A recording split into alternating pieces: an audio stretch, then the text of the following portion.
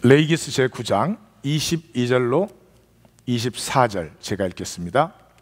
아론이 백성을 향하여 손을 들어 축복함으로 속죄제와 번제와 화목제를 마치고 내려오니라. 모세와 아론이 회막에 들어갔다가 나와서 백성에게 축복하며 여호와의 영광이 온 백성에게 나타나며 불이 여호와 앞에서 나와 제단 위에 번제물과 기름을 사른지라. 온 백성이 이를 보고 소리 지르며 엎드렸더라. 아멘. 9장과 10장을 이해하기 위해서 오늘은 먼저 레위기 전체의 조망을 하겠습니다. 레위기의 원래 이름은 와이크라 and called, 그리고 부르셨다, 그리고 부르셨다, 출애굽시키시고 부르셨다. 어디로? 생명길로. 그래서 이 광야 여정이 끝날 때 모세는 그 백성들을 향해서 하나님이 너희 앞에 사망과 생명, 저주와 복을 두었다. 그러므로 너희는 생명을 택하라, 이렇게 말하죠. 그것은 지금도 진실입니다. 우리의 매 순간은 그냥 회색지대가 있는 것이 아니고요, 사망과 생명, 저주와 복이 우리 앞에 놓여져 있습니다. 둘 중에 하나를 선택하는 것입니다. 우리의 삶은 선택이죠. 아침에 오셔서 어느 자리에 앉을 것도 이미 선택하셨죠. 어디에 안 앉을 것도 선택하셨죠. 그래서 철학자는 그렇게 말하죠. We choose not to choose. We choosing all the time. 삶은 선택입니다. 생명을 택하라. 이 이스라엘 백성들은, 아니 인류 전체가 그랬죠. 생존밖에 모릅니다. 생존은 중요한 것입니다. 생존하셔야 생명을 살 수 있죠. 생존까지 왔습니다. 인류가. 그 인류를 하나님이 불러서 이제는 생명길로 들어서게 하려고 하는 것이죠. 그래서 광야입니다. 광야는 어디예요? 인간이 만든 생존 체제가 의미를 완전히 잃어버리는 곳입니다. 거기에는 아무리 훌륭한 시스템을 만들어도, 아무리 훌륭한 능력이 있어도 자연이 함께 해주지 않으면 죽음밖에 없습니다. 인간의 생존 체제가 의미를 잃는 것입니다. 지난주에 우리는 제사장이 누군가 하는 걸 보았죠. 거짓 제사장은 이 생존 체제를 유지하는 사람들이죠. 이 생존 체제를 유지하기 위해서는 죽음이 멀리 있는 것처럼 만들어야 됩니다. 조금 이따 보시겠지만 이 거짓 중에 거짓, 사탄의 거짓, 마귀의 거짓이죠. 죽음을 은폐합니다. 죽음이 멀리 있는 것처럼. 그래서 주로 부흥에서 하는 설교들을 들으면 죽음이 멀리 있는 것처럼 느끼게 해줍니다. 그 죽음을 직면할 수밖에 없는, 그 죽음에서 나를 보호하는 생존 체제가 의미를 상실해버리는 그 광야에서 하나님은 생명의 길을 우리에게 가르치시는 것이죠. 선포기간은 성막이 완공되고 광야 출발이 시작되는 민수기 10장까지 약 한 달간의 기간에 선포된 말씀입니다. 목적은 너희를 출애굽시킨 것은, 너희를 불러낸 것은 무엇을 위해서? 거룩한 백성이 되기 위해서. 거룩한 백성이 누구냐? 생명의 사람이 거룩한 백성입니다. 거룩함 그러면 자꾸 종교를 생각합니다. 종교는 겉은 거룩해요. 근데 속은 아니에요. 그래서 예수님은 종교인을 뭐라고 그랬어요? 회칠한 무덤이에요. 시체가 썩어가고 있는 곳이에요. 그런데 바깥에는 회칠을 해놓은 것이죠. 생명의 사람이다, 그 말은 거룩함이란, 생명은 죽음을 품어 안는 것이에요. 죽음을 품어 안는 것. 생명은 하나님께서 창조하시고 우리에게 주신 거기 때문에 죽음보다 큽니다. 그래서 생명이 죽음을 품으면 반드시 죽음을 통해서 새 생명을 피워냅니다. 이것을 보여주는 것이 십자가와 부활입니다. 이 죽음을 품어 안는 것을 생명역이라고 말합니다. 생명역. 생명을 사는 길은 그 길밖에 없습니다. 생명역이 있는 사람은 반드시 너의 아픔과 나의 죽음을 품어 안습니다. 나의 죽음이 뭐예요? 수치와 두려움이죠. 우리가 수치스러워하는 거 한번 드러나 보십시오. 다음 주에 이 시시한 곳에도 못 옵니다. 그거 드러날까 봐 결사적으로 지키고 사는 거죠. 그게 내 죽음이에요. 근데 그 죽음을 만나보시면 나라는 존재는 나의 수치와 두려움보다 훨씬 더 깊고 아름답고 영광스러운 존재라는 걸 만나죠. 죽음을 품어 안아야 돼요. 내 죽음을 품어 안는 사람은 너의 아픔을 품어 안을 수 있어요. 내 죽음을 품어 안지 못하는 사람은 너의 아픔을 정죄하게 돼 있어요. 당신이 왜 그러냐? 그것도 하나 제대로 못하냐? 뭐 이렇게 나가는 거예요. 그게 사실은 상대방의 문제 아니죠. 자기 문제죠.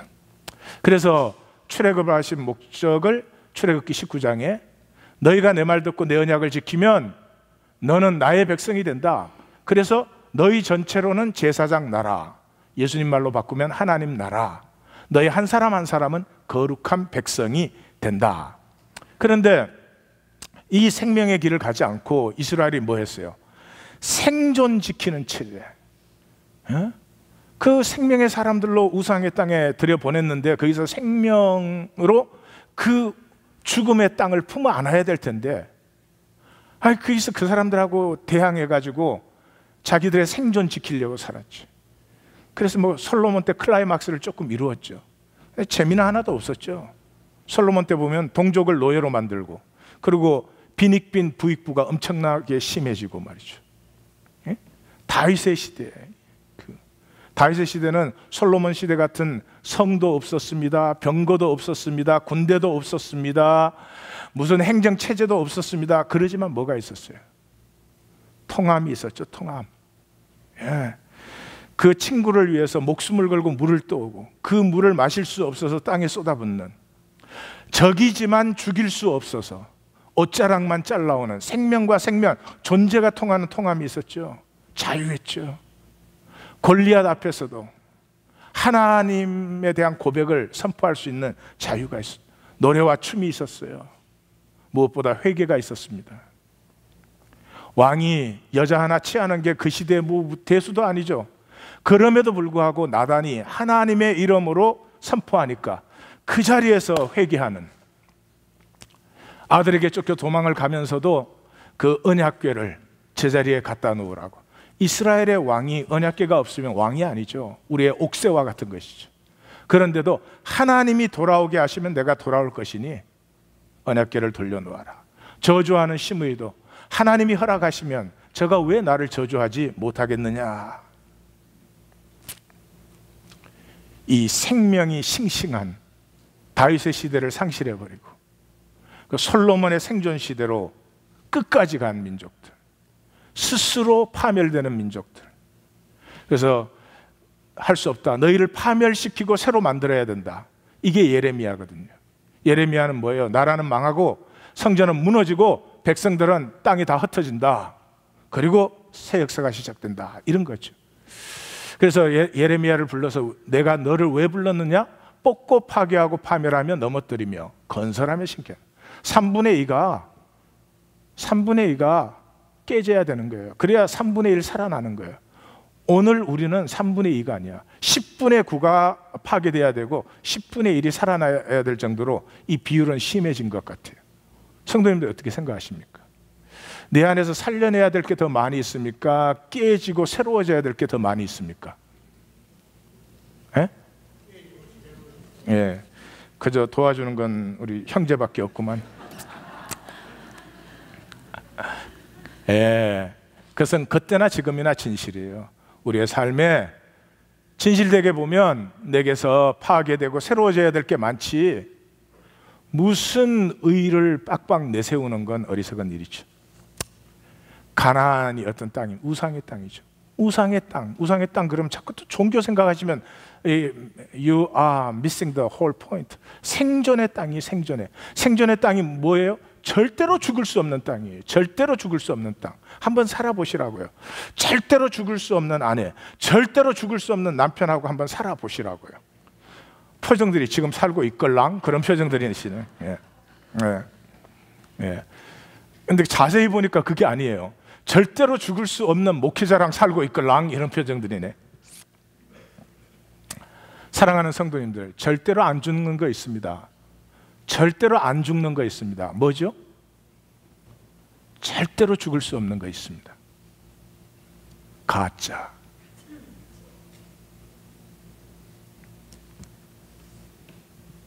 이건 생화기 때문에 곧 죽습니다. 조화 죽어요? 여기 있는 우리가 다 없어진 다음에도 조화가 아직 있을 것입니다. 가짜는 죽을 수 없어요. 십자가와 부활의 비밀이 보이십니까? 죽을 수 없는 사람은요, 죽음에 사로잡힌 사람이에요. 죽음은 넘어서게끔 되어 있습니다. 생명은 반드시 죽음을 넘어서요. 그 당연한 걸 보여주는 게 부활이죠. 그래서 그들을 부르신 목적은 뭡니까? 생명으로 피어나게. 생명으로 피어난다는 말은 파괴와 생성의 이 영원한 탄력성을 누리게 하는 거죠. 레위기 전체가 16장까지는 거룩한 제사, 17장에서 27장 마지막까지는 거룩한 삶, 제사와 삶이에요. 지금 우리가 이제 제사 부분을 하고 있죠. 처음에 5대 제사가 나오죠. 그 다음에 뒤쪽은 정결법이에요. 그래서 처음에는 제사, 두 번째는 제사 드리는 자, 사람을 얘기해요.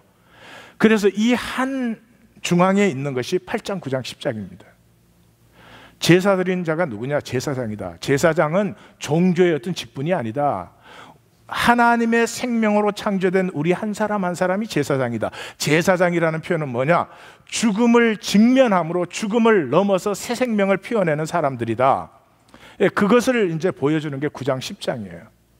근데 뭐 되게 뭐 이렇게 순종하면은 복 받고 불순종하면은 저렇게 맞아 죽었다. 뭐 이렇게 물론 그렇죠, 스토리가.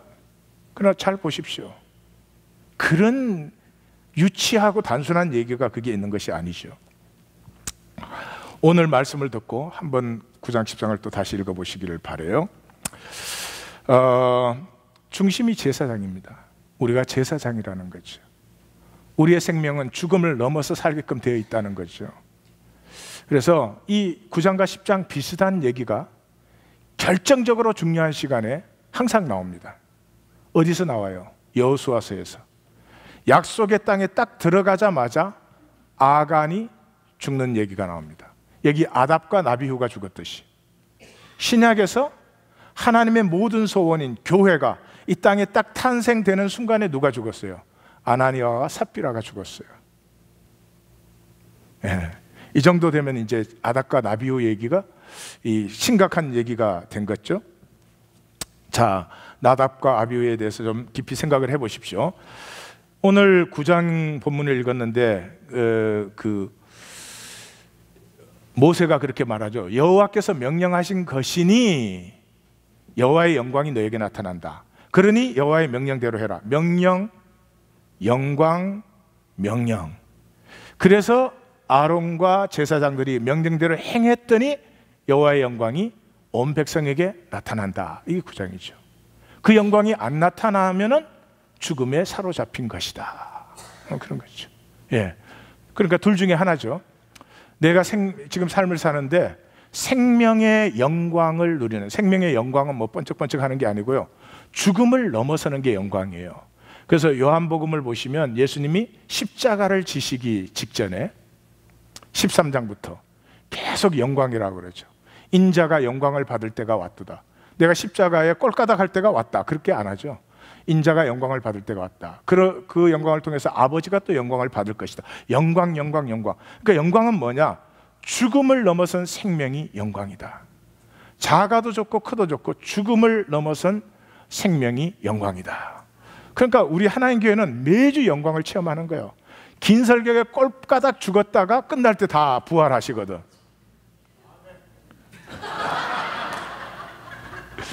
자, 영광은 현상적인 것이 아니고 본질에서 죽음을 넘어서는 생명, 그것이 영광이다. 오늘은 죽음에 대해서 보겠습니다. 죽음에는 우리가 일반적으로 두 가지 이해가 있죠. 하나는 숙명이요. 태어난 건 다 죽으니까 뭐 다 어쩔 수 없이 다 죽죠. 이 경우에 죽음은 저주예요. 또 하나는 해방이라는 거죠. 소크라테스적인 거죠.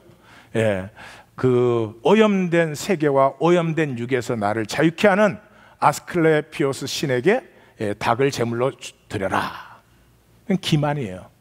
왜 기만이냐? 왜 저주냐? 삶과 죽음을 분리시켰기 때문이에요. 이건 다 분리시킨 이해예요. 그런데 삶과 죽음은 분리시킬 수가 없어요. 삶이 시작되는 순간에 죽음이 시작된 거예요. 아기가 태어나서 이런 기간이 있어요? 첫 3년 동안은 죽을 가능성이 절대 없어. 아니요. 삶이 시작된 건 죽음이 시작된 거예요. 삶과 죽음은 분리할 수 없는 하나의 실체예요. 그래서 이 삶과 죽음은 일체성을 가지고 있어요. 일체성을. 이걸 잘 얘기하신 분이 마틴 하이데거라고 하는 실존 철학자죠. 단편적으로만 보는 사람들에게는 삶과 죽음은 따로따로이다. 그러나 삶의 존재 방식이 죽음이다. 왜냐하면 삶을 구성하는 모든 것은 죽음으로 시작하고 죽음을 향하는 것이죠. 죽음을 향하기 때문에 의미가 있는 거죠. 죽음을 향하지 않는다면 어떻게 하든지 무슨 상관이 있겠어요. 따라서 죽음이 곧 삶이다. 제가 이미 다 설명을 한 거죠. 우리 함석헌 선생님은 이 도를 통하는 이 동양적인 전통에 있기 때문에 이 말을 더 멋있게 한 것 같아요. 진정 산 생명은 생사를 두 손에 같이 쥔 것이, 생명과 죽음을 같이 사는 것이다. 그렇기 때문에 그것은 삶도 아니고 죽음도 아니다. 삶도 죽음도 아니기 때문에 살 수도 있고 죽을 수도 있고, 살아야 될 때 살 수 있고 죽을 때 죽을 수 있어요. 마음대로 할 수 있다. 예. 그래서 구원은 우리 기독교에서 얘기하는 것처럼 교리적으로 그냥 삶은 똑같이 살면서 예수를 이렇게 영접을 했다. 생각에서는 확실하죠. 분명히 그렇죠. 그런 게 아니다 있는 거죠. 구원을 두 가지로 정리할 수 있습니다. 첫째는 존재, 나의 존재를 누리는 거죠. 톨스토이가 죽음을 망각한 생활과 죽음이 시시각각으로 다가옴을 의식한 생활은 두 개의 완전히 다른 상태이다. 죽음을 망각한 생활은 동물의 상태에 가깝고, 동물이 뭐 죽음 생각해요? 그냥 오로지 살아남는 거, 오로지 더 센 거, 그거밖에 없어요. 그러나 죽음이 시시각각으로 다가옴을 의식한 생활은 신의 상태에 가깝다. 여러분, 죽음이 지금 내가 죽음의 순간에 와 있다 그러면 욕심 부릴 사람 아무도 없죠. 욕심은 우리를 망하게 하는 것이에요. 왜냐하면 욕심 부리면 내 존재의 가치가 없어집니다. 그건 분명히 느끼죠. 이런 사람 있어요. 나 욕심 부렸어요. 너무 자랑스러워요. 저 또 부렸네요. 나 어떻게 이렇게 위대한지 모르게. 이런 사람 보셨어요? 나 미친 사람 보듯이 나를 보고 그래요? 제가 좀 그렇기는 그러네요. 아니에요. 모두가 욕심을 부리면서 사는데 기억하십시오. 욕심 부리고 자랑스러워 하잖아요. 왜? 욕심으로 가치가 형성 안 되기 때문에. 살아남으려고 몸부림은 치지만 가치 형성은 안 돼요. 금강석을 버리고 돌을 손에 쥐는 거나 마찬가지죠. 그래서 이 죽음을 의식할 때 허무한 욕망에서 자유해집니다. 욕망은 뭐예요? 지켜야 된다는 거. 뭐를 지켜야 되는 건지 알 수가 없어요. 지켜야 된다는 거죠. 제가 목회를 하면서 보면은 가족 중에 죽음을 경험했던 사람들, 그러니까 나이가 많이 드셔서 그런 죽음이 아닌 죽음을 경험한 경우에 굉장히 강박적이 되는 것 같아요. 뭔가를 지켜야 된다는 것에 대해서. 그래서 그 허무한 욕망에서 자유케 되는 게 죽음의 순간이에요. 죽음의 순간에 누가 이렇게 욕심을 부리겠어요? 예. 엘리자베스 커블러 로스가 죽음에 대한 책을 처음으로 썼고 또 많이 써서 다 베스트셀러가 됐죠. 이분이 자기가 이제 암 환자가 되어서 죽어가면서 마지막에 쓴 책이 인생 수업이라는 책이에요. 근데 그 책에 이렇게 적고 있습니다. 삶의 마지막 순간에 간절히 원하게 될 나 자신에게 진정 소중한 것을 더 넣기 전에 그것을 살아야 한다. 사랑하는 성도님들, 내 삶의 마지막 순간에 간절히 원하는 게 무엇일까요? 9시 반 예배 물었더니 여러 가지 답변이 많이 나오더라고요. 나 자신에게 좀 더 진실하게 등등등 얘기가 나오죠. 그건 생각에서 나온 답변이에요. 실제로 이 말기 그 병상에서 사람들이 직접 대답한 것을 이렇게 다 인터뷰를 해서 모아놨어요. 그게 뭔 줄 아십니까? 이런 거예요. 호숫가에 한 번 더 나가서 앉고 싶다. 부는 바람을 한 번 더 느끼고 싶다. 햇볕과 하늘과 땅을 느끼고 싶다. 새 소리를 한 번 더 듣고 싶다. 밝아오는 아침을 한 번만 더 봤으면 좋겠다. 무슨 말이에요? 그건 누가 느끼는 거예요? 누가 대신 느껴줘요? 내가 느껴야 돼요. 그걸 얼마든지 누릴 수 있도록 무한한 은혜를 우리에게 주셨어요. 그거를 누릴 때마다 그냥 그 바람을 느끼는 게 아니에요. 생명이 피어나는 거예요. 생명이. 생명의 그릇이 피어나는 만큼 복은 저절로 당기게 돼 있는데, 이 마귀에게 쏘으면요, 그 자기, 이 모든 것을 누리는 자기는 놔두고 무슨 조건을 만들겠다고, 조건을 만들겠다고도 아니지, 대부분은 지키려고, 뭘 대단한 걸 지킬 게 있어서 그 조건 지키겠다고, 그 얄팍한 자존심 지키겠다고 난리를 치는 거예요. 마지막 순간에 딱 깨닫는 거예요. 한 번도 안 살았네. 한 번 살아보고 싶은 거예요. 한 번 살아보고 싶은 거예요. 그래서 죽음은 고유한 나를 일깨워요. 나는 누구예요? 독특한, 유니크. 그게 나잖아요. 너보다 돈 많아서 나예요? 너보다 학력 많아서 나예요? 너보다 뭐 잘나서 나예요? 그건 나 아니에요. 근데 마귀에게 쏘가가지고 이 비교적 성취로, 쟤보다 돈 더 많아야 되는데, 길에 다닐 때 내 차가 다른 차에 이게 밀리면 안 되는데, 그럼 나처럼 트럭을 타고 댕겨봐. 밀리지를 않아. 그냥 신호만 주면 슬슬 빠져줘요. 신호만. 그건 하나님이 누리라고 지나가는 조건이에요. 현상이죠. 나는 누구예요? 이 우주 전체에 하나밖에 없는 유일무이한 나, 그 나를 제쳐놓고 맨날 비교 성취, 비교 능력. 우리 집에는 저 집에보다 좋은 학교 가야 되는데, 그걸 누리면 되잖아요. 누리라고 준 거고. 여러분 생각을 해보세요. 그것 때문에 나를 버려. 어리석어요. 우리가 어디에 끌려요? 능력 많은 사람에게 끌려요? 능력 많은 사람은 옆에 있으면 편할 수 있을지 몰라. 그렇지도 않아. genuineness, 진정한 인간에게 끌려요. 여러분, 왜 이렇게 역사에 수많은 사람들이 예수를 믿을까요? 제대로 믿은 사람은 뭐 거의 없지만 그 예수한테 끌려갖고 나오는 거 아니에요? 끌려갖고. 오늘도 끌려갖고 나와가지고 고생하잖아요. 예수님 뭐 대단한 성취하셨어요? 또 기독교는 그렇게 만들지. He's genuine. He's real.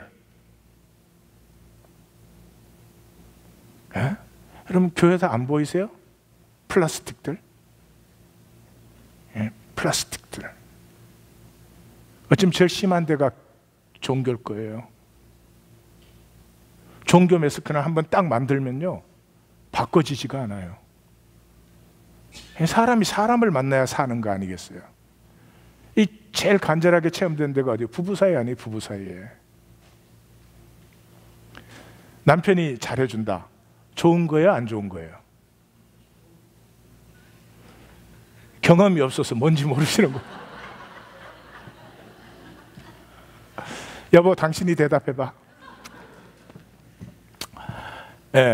남편이 잘해준다. 좋은 거죠. 그죠? 근데 일생 내내 똑같이 잘해준다. 표정도 똑같고 말투도 똑같고. 그건 차라리 지금이 나아. 존재에, 제가 존재 그러니까 이 존재를 또 뭐 이상한 또 우리가 프로퍼티, 나의 무엇으로 이렇게 만들 수 있는 걸로 생각하시면 굉장히 착각하시는 것입니다. 존재는 보이지 않아요. 뭐니까? 가치와 의미니까. 가치와 의미는 보여줄 수도 없고 보이지 않죠. 그냥 내가 누릴 뿐이죠. 그 누림이 나타나요. 우리의 소원은 딱 한 가지예요. 욕심이 어지럽지 소원은 한 가지예요. 나라는 존재의 가치를 느끼고 싶어요. 근데 존재의 가치는 내가 만들 수 있는 게 아니에요. 하나님이 더 이상 만들 수 없는 위대한 영광스러운 가치로 나의 존재를 창조하셨기 때문에 내 안에 이미 있는 거예요. 그 존재의 가치를 못 느껴요. 못 누려요. 왜? 욕망 때문에. 욕심이 더덕더덕 붙어가지고, 그것도 뭐 내가 뭐 좋아서 하는 건 아니지, 불안하고 두려우니까 막 욕심으로 나를 어떻게 해보려는 거지만, 그래서 존재의 가치를 느끼는 길은 한 가지밖에 없어요. 존재의 가치를 느끼는 길은 욕심이 더덕더덕 붙어서 못 느끼니까 맑으면, 욕심에서 자유해지는 만큼 나의 존재의 가치를 느끼기 시작. 존재의 가치를 느끼기 시작하면 사람이 너그럽고 사랑스러워져요. 그러면 친교실에 가면 많은 사람이 옆에 와. 그게 안 되면 친교실에 가면 아무도 안 와. 그래서 구원의 첫째는 뭐라고요? 존재 누리기예요. 존재 누리기. 구원의 두 번째는 현재 누리기예요. 나 자신은 현재뿐이에요. 과거가 있죠. 미래가 있죠. 그러나 현재화되지 않은 과거 상관 있어요? 없어요? 까마득히 잊어먹어서 전혀 기억 안 나는 과거 상관 있어요? 없어요? 상관이 전혀 없는 건 아니겠지만 상관없어요. 과거와 미래가 있지만 과거를 과거되게, 미래를 미래되게 하는 것은 현재화 시킨 것뿐밖에 없어요. 그래서 시간은 방향성이 없어요. 잘못 생각하시면 시간이 저 옛날로부터 미래로 흐르는 것 같이도 보이고, 미래로부터 오늘로 과거로 이렇게 흘러가는 것처럼 보이지만 시간은 그런 방향성이 없어요. 그냥 의식이에요. 의식. 시간은 존재하지 않죠. 우리의 의식할 뿐이지. 실제는 현재뿐이에요. 과거는 기억이고 미래는 기대인데, 현재, 과거도 있고 미래도 있지만 현재는 어때요? 현재는 완전히 열린 가능성이에요. 그러므로 현재는 옳고 그름이 없어요. 잘나고 못나고 이런 게 없어요. 뭐 훌륭하고 어찌고 이런 게 없어요. 그냥 현재는 열린 가능성이에요. 그런데 그 열린 가능성을 과거의 연장으로 보거나 미래에 대한 집착으로 만들어버리면 현재는 한 번도 누린 적이 없이 그냥 없어져 버리는 거죠. 현재 특징이 뭐예요? 소멸이죠. 내가 현재라고 말한 이 순간 이미 과거가 됐죠. 그러므로 현재를 내가 붙들거나 어떻게 할 수가 없어요. 현재를 누린다는 말은 그냥 현재를 그러한 새 순간으로 내가 그냥 느낄 뿐이죠. 그때 내 안에서부터 생명이 피어나요. 저는 내 욕심으로 바깥의 조건을 어떻게 만들어 갖고 내 안에 어떻게 뭐를 이렇게 해보려고 했는데 그게 아니고, 현재를 현재 그대로 용납하는 순간, 그 소멸성을 용납하는 순간에 그 현재는 그냥 내가 그냥 피어날 뿐이에요. 이 현재는 소멸하는 현재를 용납했더니 그 현재가 영원한 현재가 되는 거죠. 보셨어요? 못 보셨어요?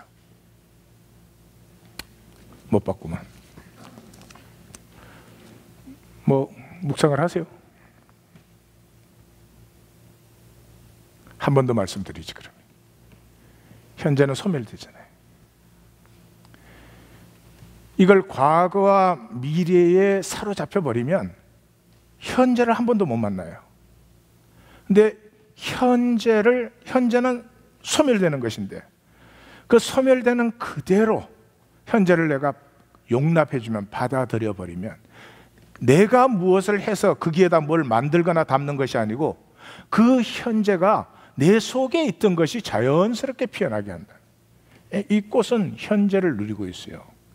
피어나게 한단 말이죠.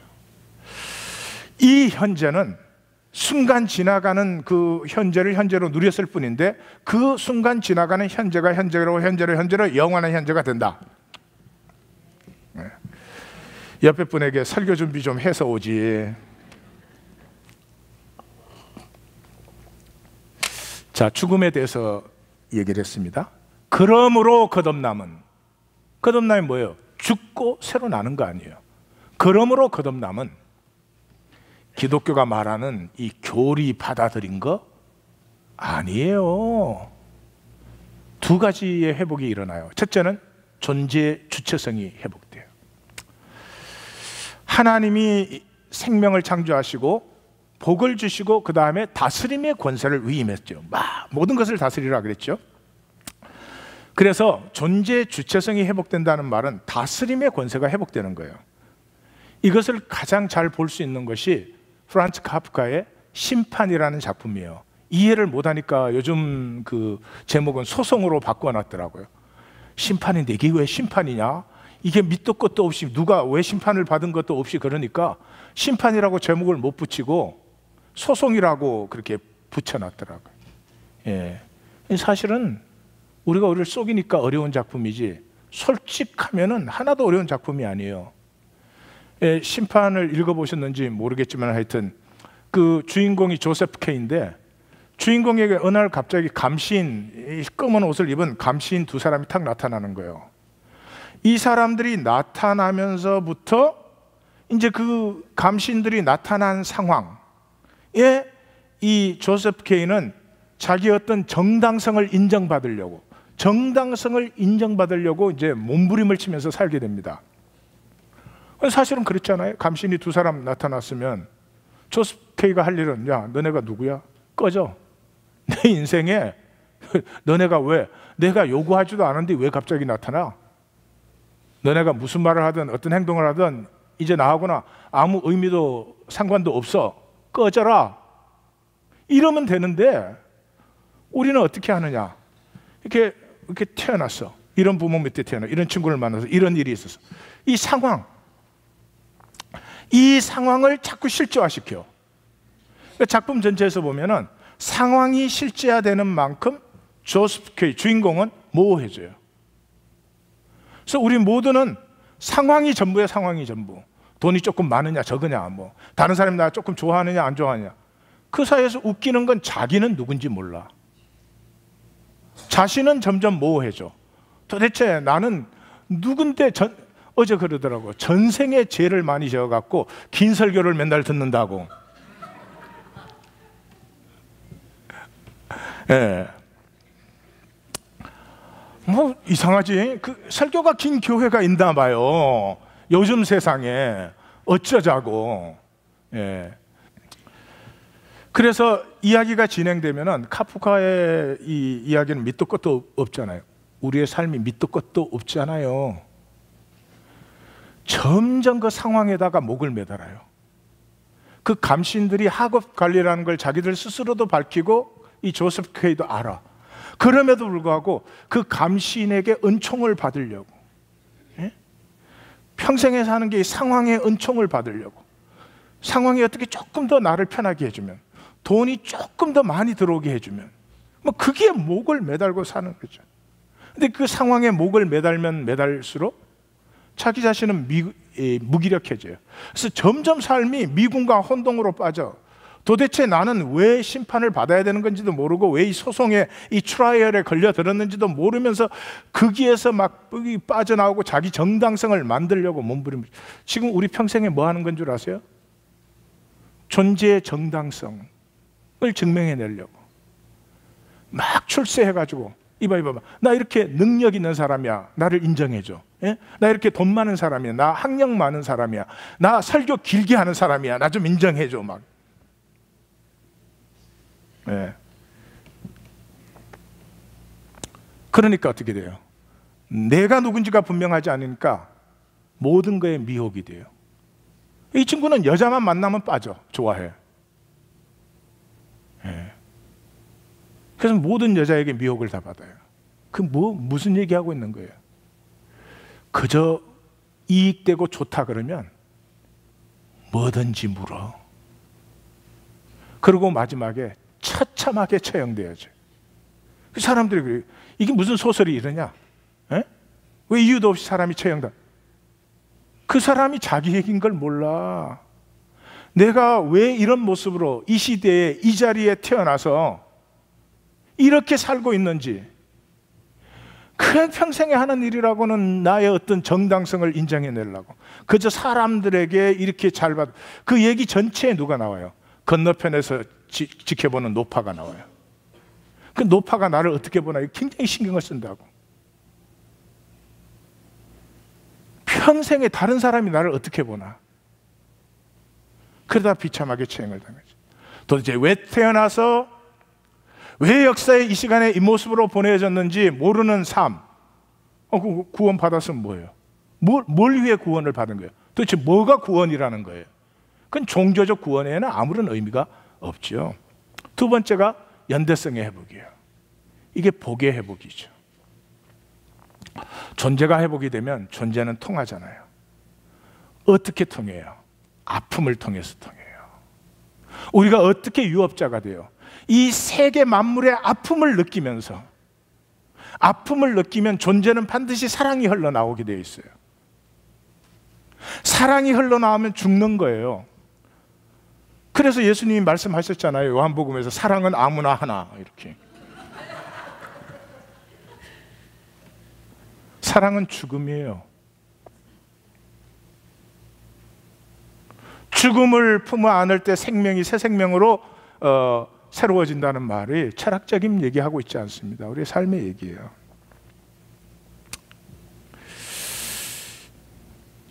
다시 한번 말씀드리는데,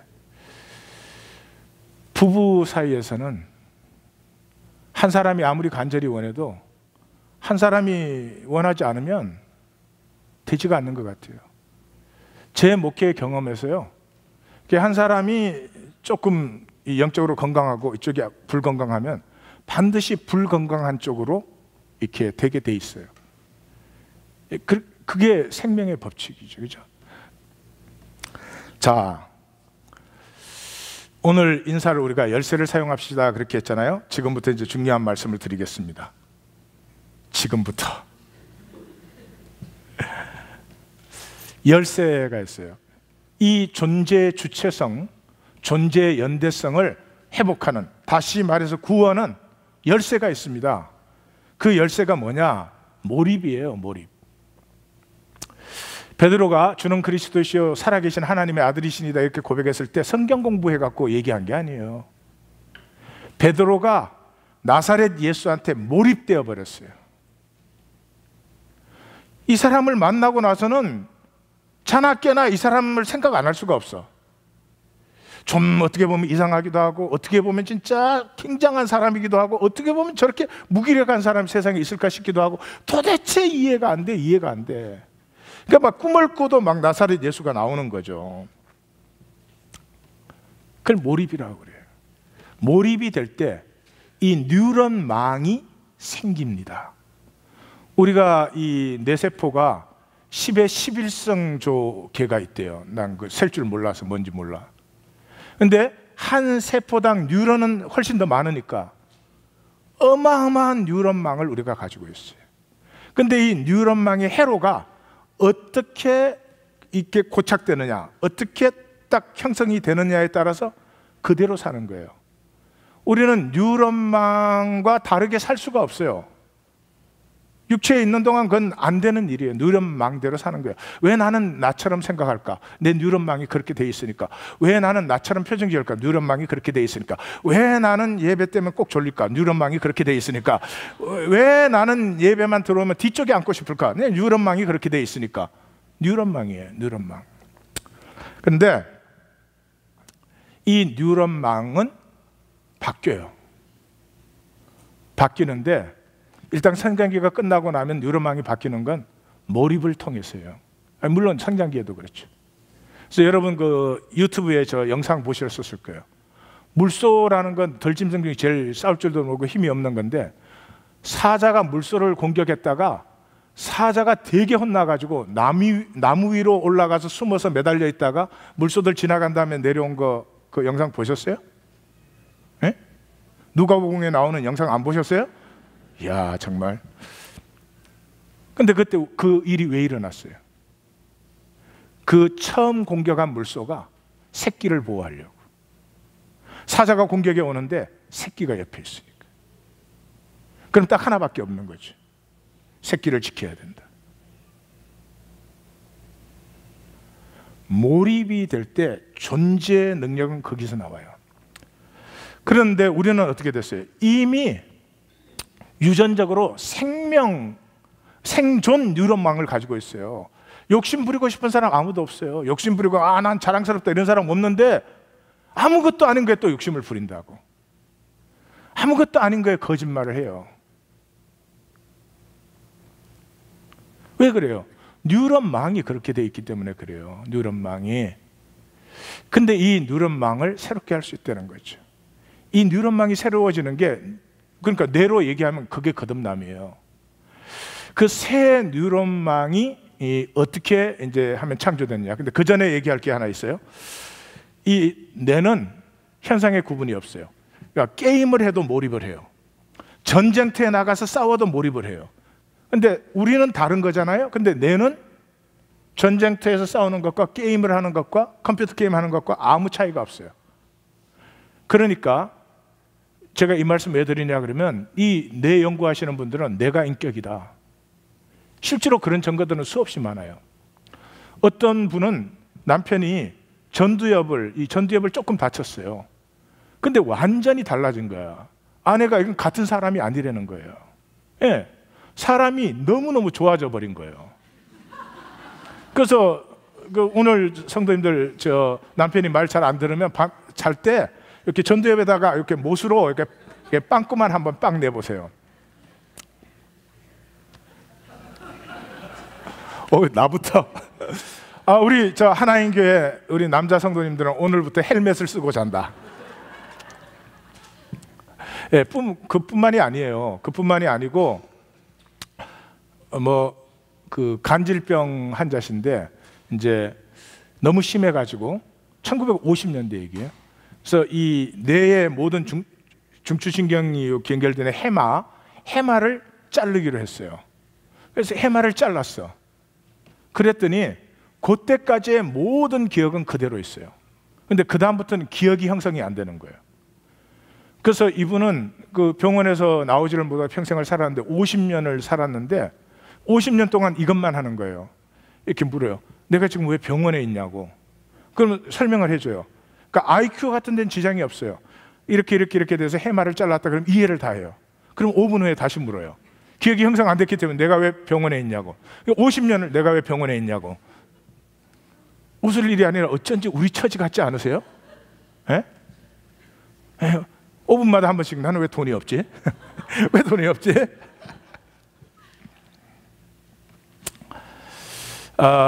그러니까 그분들은 내가 인격이라고 말을 하는 거예요. 근데 내가 인격이 아닌 증거가 이거예요. 현상 구분이 없다는 거죠. 현상 구분이 없다는 말이 뭐냐 그러면 이걸 먼저 설명해야 되겠네. 그러니까 몰입을 하는데요. 몰입을 하는데 가치 없는 것에 몰입을 하는 것과 가치 있는 것에 몰입을 하는 것이 효과가 확 다릅니다. 우리말로 하면 30배, 60배, 100배가 달라요. 가치 없는 것에, 그러니까 노름에 몰입을 한다. 노름하는 사람들 밤 새우잖아요. 며칠씩도. 안 해보셨나? 그렇게 몰입이 되는 경우에는 뉴런이 형성이 되지만 속도가 내가 정말로 원하는 몰입 때보다는 현저하게 떨어질 뿐만 아니라 중독성이 나타납니다. 중독성이 나타난다는 것은 그 뉴런망이 형성된 게 고착되어 버려요. 고착되어 버려요. 이게 더 이상 거기서 잘하거나 이런 게 없어요.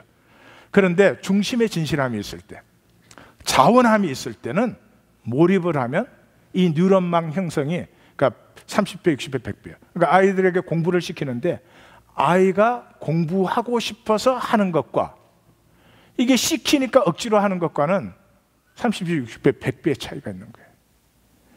설교를 듣는데 그냥 끝날 때만 기다리며 듣는 것과 그냥 자는 것과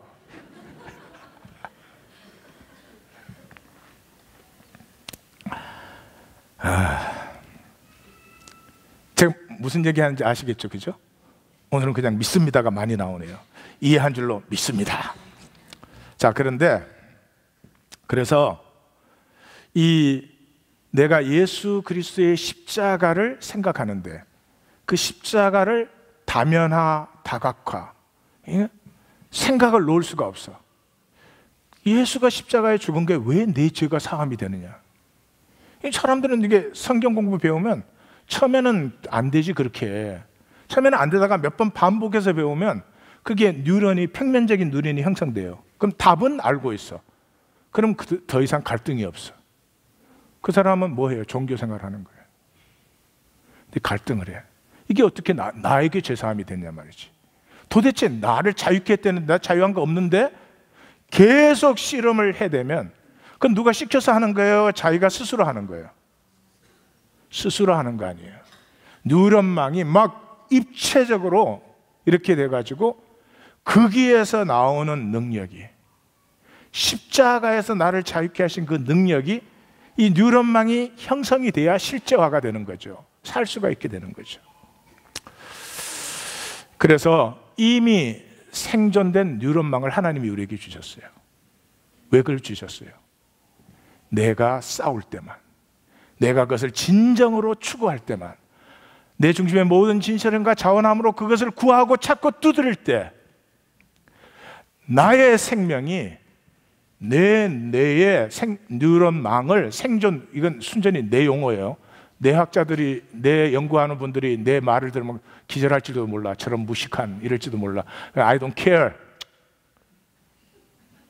우리에게 있는 생존의 뉴런망, 그냥 뭐 생존의 자극만 받으면 아무것도 아닌 거 조금 이익되는 거, 막 아무것도 아닌 거 다른 사람 나에게 조금 손해주는 것 같으면 막 튀어. 그 뉴런망이 그렇게 돼 있는 한 아니다 아무리 알아야 그건 소용이 없어요. 능력이 없죠. 그건 평면으로 알고 있는 거니까. 생명의 입체는 그게, 실제가 그게 돼 있다 이 말이죠. 그것을 하나님이 만들어주는 게 아니고 만들 수 있는 모든 것을 나에게 주셨는데 그것을 내가 싸워야 된다. 무엇과? 생존 뉴런망과, 무엇과? 거짓과 싸워야 된다.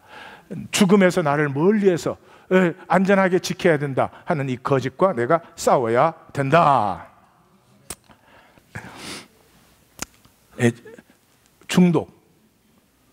중독과 몰입의 차이를 아셔야 돼요. 중독이 되면은 뉴런 자체가 굳기 시작합니다. 그래서 중독에서 이 회복이 그렇게 힘든 거예요. 근데 몰입은 굳지 않아요. 생명력이 더 부드러워지고 이 확확 자라나고 정말 생명이 생수의 강으로 솟고 예수님 말씀대로 30배, 60배, 100배 열매가 맺히기 시작해요. 그 이유가 뭐냐 그러면 이 몰입은, 중독은 이완이 없어요. 그러니까 이 약에 중독된 사람은 이 약 떨어질까 봐 제일 두려워. 그리고 약 떨어질 시간이 가까워 가면 막 전율과 공포와, 그 이제 제일 심한 게 돈이지. 돈 떨어져 가면 돈의 억만배가 중요한 존재를 가지고 그렇게 되는 거죠. 그런데 몰입은 말이죠. 중독이 아니고 몰입은 이완이 돼요. 몰입을 하지만 필요한 시간에는 쫙 이완이 이루어집니다. 그래서 생명의 탄력성이 일어나는 거죠. 그래서 저는 이 이완을 기도라고 생각합니다. 예수 이름의 기도는 아빠 아니에요. 작년 여름에 배우셨죠? 우리는 간구를 기도인 줄로 알아요. 간구는 중독이에요. 주시옵소서, 주시옵소서, 주시옵소서, 주시옵소서, 막 다 달래, 다 달래. 좋은 건 다. 근데 또 가진 건 아무것도 없네. 그걸 왜 평생 또 하나 난 알 수가 없어? 심리적인 영향이 조금은 있지. 기도는 뭐예요? 하나님 앞에 나아가 하나님을 아빠 그러는 거예요. 하나님 누구세요? 우리에게 항상 종교의 대상 아니에요. 하나님 우리에게 언제나 윤리의 대상 아니에요. 하나님만 생각해도 불편해지잖아. 예? 그게 나를 불편해 하시는 이유라고.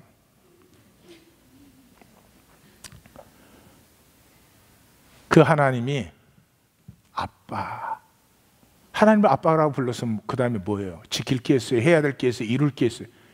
완전한 이완이 이루어지죠. 이 이완과 몰입이 반복될 때에 이 뉴런망이 형성되는 건 그런 사람들을 보고 이제 우리가 천재다 그렇게 하죠. 각 부분에 천재라 그렇게 말하는 거죠. 자, 나누고 싶은 글을 읽고 마치겠습니다. 이 존재 사람들의 모습을 조금 느껴보자. 그래서 이순신 장군의 난중일기예요. 무고함을 받아가지고 옥에 투옥됐어요. 얼마나 억울하겠어요. 예? 근데 이 전세가 불리해져 가지고 다시 추록시키잖아요. 그 싸우게 하려고. 추록된 날이에요. 1597년 4월 1일 맑음 옥문을 나왔다. 됐지? 그 죽일 놈을 내가 잡아 죽여야지. 내 일기면 그게 꼭 들어갔을 거예요. 4월 2일 필공을 불러 붓을 매게 했다. 존재의 사람. 현재를 과거에 사로잡히지도 않아요. 미래에 사로잡히지도 않아요. 야, 배가 이게 18척밖에 없는데 이게 전쟁이 돼? 말도 안 돼. 나한테 이런 걸 시켜? 이래요? 아니에요. 현재. 현재 난 자유하고 현재 난 싸울 수 있는 거죠. 과거와 미래에 내 현재가 사로잡히는 것이 아니라 과거와 미래를 불러 현재의 나를 살게 할 때 그기의 능력이 일어나는 것이다. 그걸 구원의 능력이라고 하는 것이다. 안중근 의사의 어머니 조마리아 여사, 안중근 의사가 옥에서 가장 많이 썼던 그 글이 경천애인, 하나님을 공경하고 사람을 사랑하라. 경천애인이에요.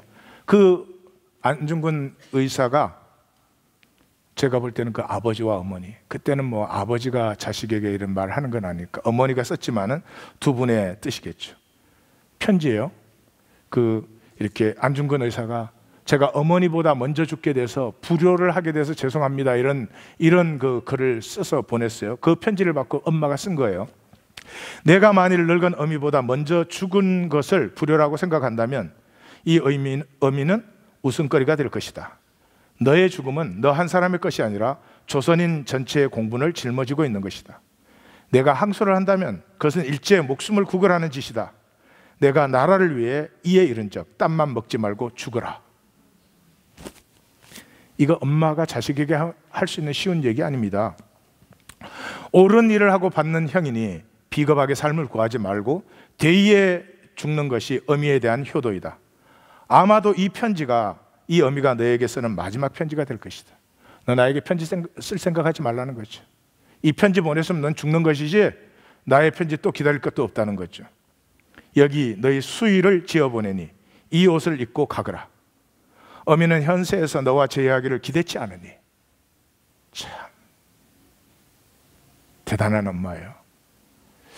근데 재미있는 것은 천주교는 우리 그 전통 사상을 그대로 받아들여 가지고 다음 세상에는 반드시 선량한 하나님의 아들이 되어, 우리는 다음 세상 아니죠. 하나님의 나라인데 그 천주교의 그 모습이 보이는 것도 재밌어요.